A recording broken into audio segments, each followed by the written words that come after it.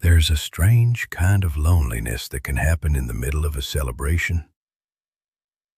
Bing Crosby, whose voice every December fills homes across America with songs about chestnuts and sleigh bells and being home for the holidays, knew that loneliness himself more than once. One particular Christmas, during the years when he was perhaps the most famous entertainer in the world, Bing spent the holiday exactly where you'd expect, surrounded by people. A large gathering, good food, music, laughter. By every outward measure, the kind of Christmas most people would say looked perfect. But partway through the evening, Bing found himself standing near a window, looking out at the quiet street outside. And his mind drifted, not to anyone in the room, but to his mother far away in the small house where he'd grown up. He thought about the Christmases of his childhood. Simple ones. A small tree, a modest dinner. But full of something this grand gathering somehow wasn't quite full of. He thought about picking up the phone to call her. It was late, though, in her time zone. And there were people here at this party that he was supposed to be hosting. So he stayed by the window for a moment longer, and then went back to the gathering. He did call her, eventually. The next day or the day after. But that moment by the window stayed with him. The realization that, surrounded by abundance, what he actually wanted was something simple. His mother's voice, on an ordinary call, on an ordinary day. It's a strange thing about the holidays.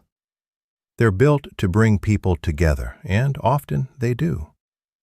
But they can also highlight a kind of distance from people who aren't there, from a simpler version of life, from a feeling that's harder to find the bigger things get.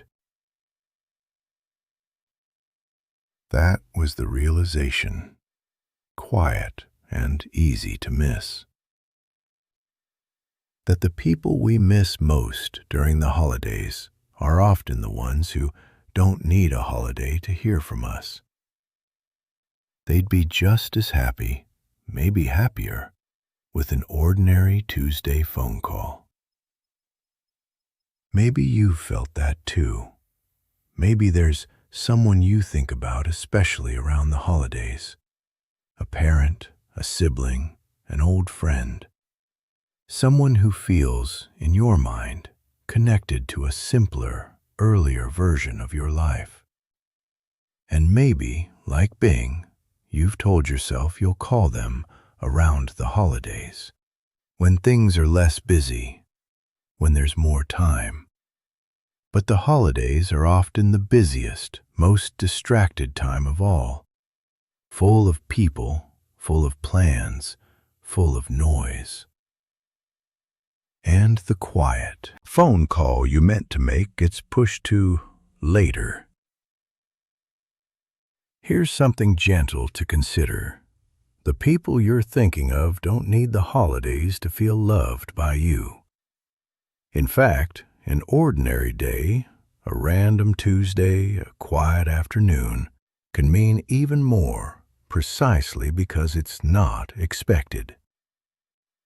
Maybe it's time to make that call today, not because of any occasion, just because they came to mind. Maybe it's time to tell someone about the simple Christmases or simple days of your own childhood.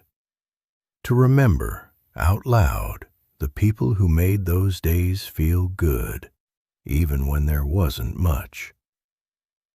It's never too late to reach for that simplicity again. You don't need a big gathering to feel connected.